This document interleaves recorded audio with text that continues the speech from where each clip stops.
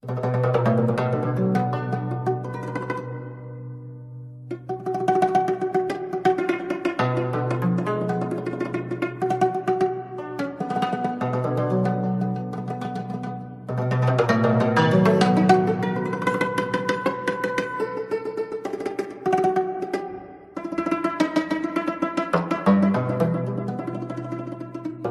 objetivo del encuentro es empezar a articular los procesos que las mujeres jóvenes hemos venido desarrollando en el distrito. Vamos a hacer un análisis de los avances y los retos del proceso de paz en voz de mujeres jóvenes, y vamos a hacer también un análisis de los acuerdos que hay hasta el momento y los trabajos que vienen desarrollando estas chicas desde tres vías: una que es la vía jurídica, la vía educativa y la vía del arte y la cultura, que son tres líneas que nos parecen a nosotras fundamentales para analizar este proceso.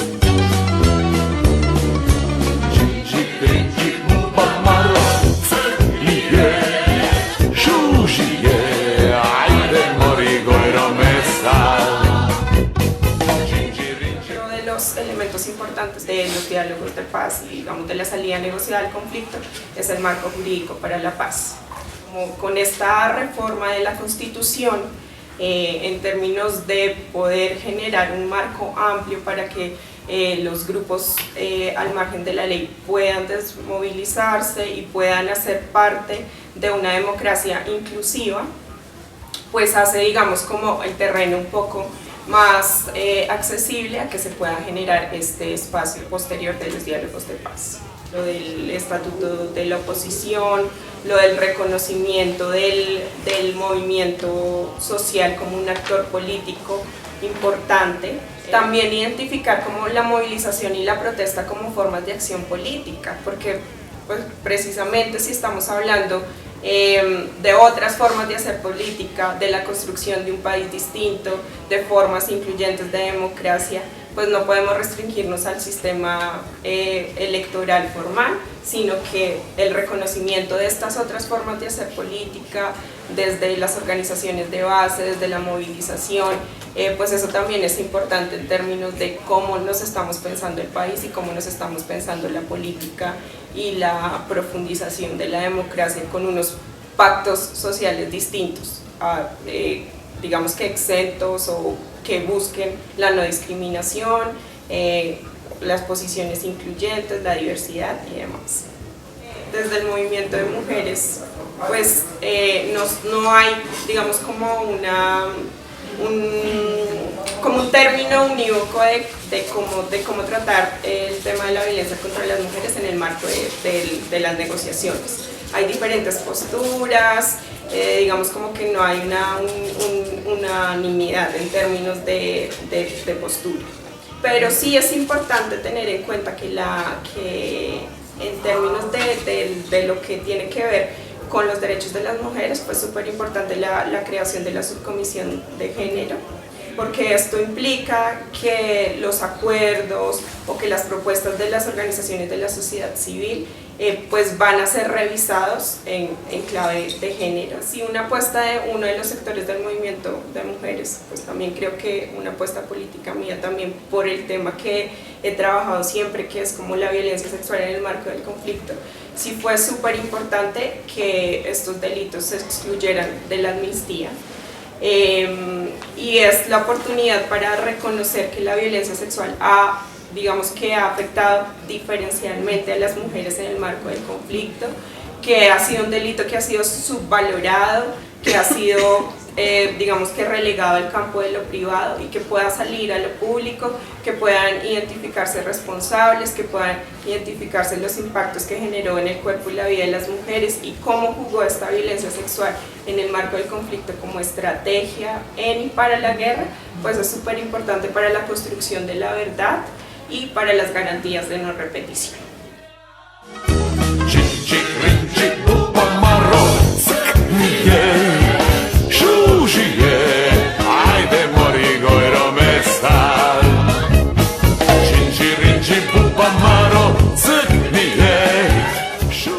Pues es importante saber en qué marco estamos en términos de educación y política educativa, ¿no? Digamos que el presidente Santos desde que arrancó con toda su iniciativa de proceso de paz en los diálogos de La Habana y en su última campaña para su segundo periodo, decía que estaba promulgando por un nuevo país, paz, equidad y educación. Digamos que eran como los tres pilares que él mantiene para poder mantener pues el proceso de paz y con el cual fue que hizo su campaña y pues quedó elegido para ese segundo periodo. En ese sentido, la política educativa que está en cabeza de la ministra Gina Parodi está enmarcada en que Colombia sea la más educada para el 2025 en dos perspectivas, y la más principal de ellas es la cobertura, ¿no? Y la cobertura es un problema un poco complicado en los territorios y en las aulas y en la institución y en la escuela como tal. Mucha cobertura con unos estándares que no están enmarcados hacia una construcción de paz constante, con unos manuales de convivencia que efectivamente se vuelven como el castigo más que el proceso, y el docente que termina haciendo malabares, mirando cómo hace que el conocimiento que él quiera transmitir llegue a 60 estudiantes de diferentes necesidades, diferentes contextos, entonces termina siendo un espacio que se agota. Entonces pues el Ministerio de Educación, como para poder mirar cómo se apropia el proceso de paz o el concepto de paz en la escuela, saca lo que se llama la Cátedra para la Paz, que es el decreto 1038 del 25 de mayo del 2015, que es el que reglamenta la ley, una ley que llama Cátedra para la Paz, y entonces lo que implica es obligar a las instituciones a que hablen de paz, tanto en la escuela como en las universidades, ¿sí? Nosotros tenemos un problema y es que reglamentamos y sacamos decretos y parágrafos sobre una ley ya establecida para que nos despertemos y miremos a ver cómo tenemos que hacer lo que evidentemente ya nos hemos pensado y que por necesidad social debemos continuar, ¿no? En este sentido, pues la paz. Y queda corto, la Cátedra para la Paz queda corta, porque se vuelve entonces una pelota en donde a ver quién la toma, ¿no? Entonces llega el área de sociales, bueno, entonces le tocó tomar el área de sociales, ¿sí? La cátedra, y mire usted cómo la implementa, y no hay espacio en donde realizarla que sea de manera constante, no hay, en la institución no lo ubica, no se puede ubicar y termina siendo seminarios o espacios momentáneos en donde no se garantiza el proceso de la construcción del concepto de paz como una interiorización de los procesos de convivencia escolar, ¿sí? La paz como cultura implica que la violencia es cultural, ¿sí? Nosotros, como dice Andrea Echeverri en una de sus canciones, somos hijos de tigre, nacimos pintados con el odio y la guerra en la piel tatuados. Eso es la violencia, la cultura de violencia, ¿sí? Nosotros no conocemos la paz. Nosotros nacimos en una cultura donde la única manera de resolver los conflictos es de una manera violenta. Entonces, entendemos también que a través de la educación podemos transformar esa violencia como cultura en la paz como cultura, es decir, tenemos que aprender a relacionar y solucionar esos conflictos de una manera pacífica, de una manera diferente. Nosotros vemos en ese sentido que la paz no se debe mirar únicamente desde la violencia en sí misma, sino desde la paz, ¿sí? Eso significa que nuestro objetivo desde el ámbito educativo o educación no formal como complemento de la institucionalidad no es eliminar la violencia como cultura, sino reivindicar la paz como una forma de vida, ¿sí? Tenemos que empezar a hacer que los espacios educativos, cualquiera que este sea, que no solamente es exclusivo ni único de la institución o la de la escuela, sino que en este momento también este es un espacio educativo, esto es un espacio de formación donde intercambiamos saberes, ¿sí? Se garantice al menos la reconstrucción de que los valores de la dignificación del ser humano entre una sociedad en donde toda mi acción implica una responsabilidad con el otro, sea el eje transversal.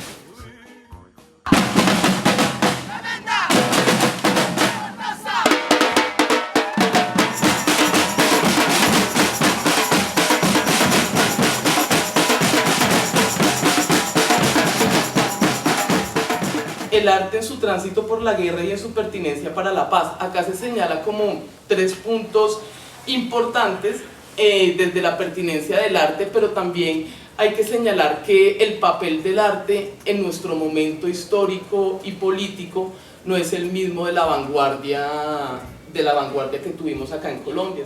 Los movimientos artísticos no están haciendo solamente un proceso de denuncia, sino que también están en un papel de reconfiguración del tejido social y sensible en el país. La sociedad colombiana ha estado vinculada a largos y extensos ciclos de violencia que nos ha dejado como resultado una población traumatizada, ¿sí?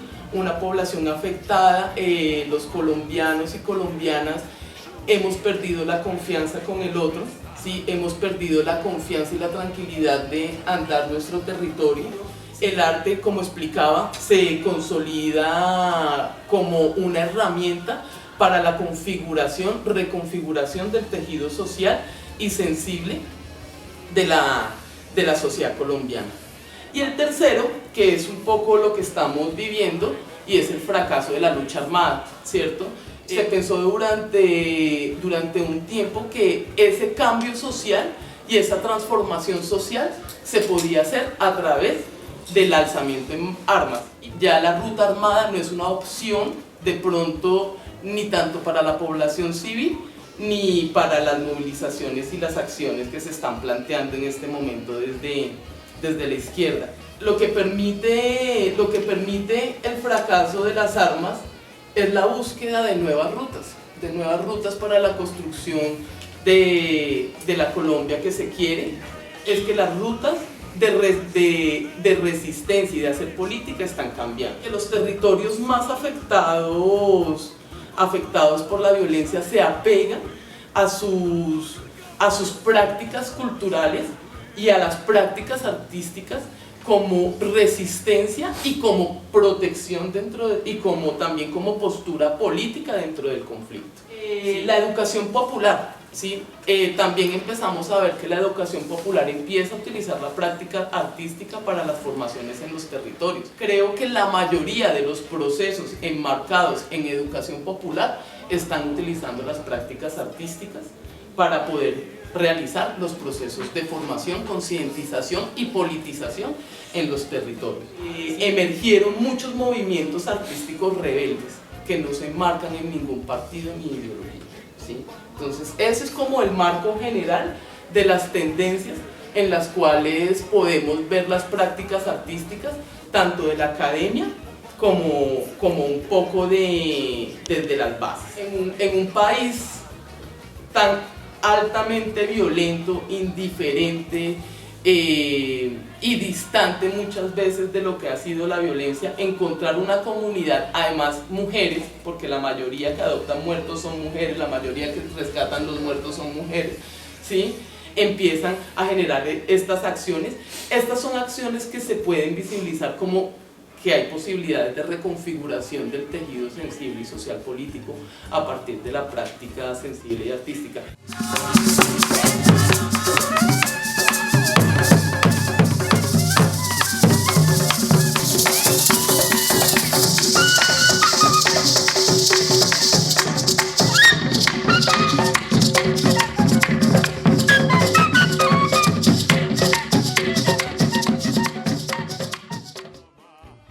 Digamos, la oportunidad que tenía de hablar con muchos chicos jóvenes que todavía están en el colegio, por ejemplo, en que el fin del conflicto y la dejación de las armas no es la paz, porque para ellos lo que se está haciendo en La Habana es, digamos, acabando con una guerra para que ellos no se sienten involucrados. Ellos consideran como que el conflicto armado es lo que pasa en el monte, o sea, estar con un fusil y un uniforme, y que eso no se replica, digamos, en su localidad, en su contexto urbano. Creo que no es dividir la lucha, es complementarla, es generar una integralidad, porque pues digamos que la lucha ya trasciende de las diferencias de clase, la lucha trasciende hacia la igualdad de género, la lucha trasciende hacia la lucha contra el racismo, contra la homofobia, bueno, contra todo este tipo de exclusiones que es necesario, pues digamos, como meterlas en la agenda. En caso de las mujeres trans, creemos que esa deuda social va mucho más allá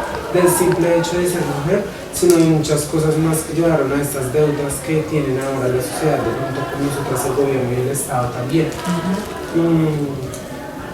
Creemos y estamos completamente seguras las mujeres trans que estamos trabajando en los procesos, que ese es un momento crucial para de pronto darnos a conocer y reconocernos junto con las mujeres cisgénero para poder lograr, digamos, los avances en tanto comunión y en redes.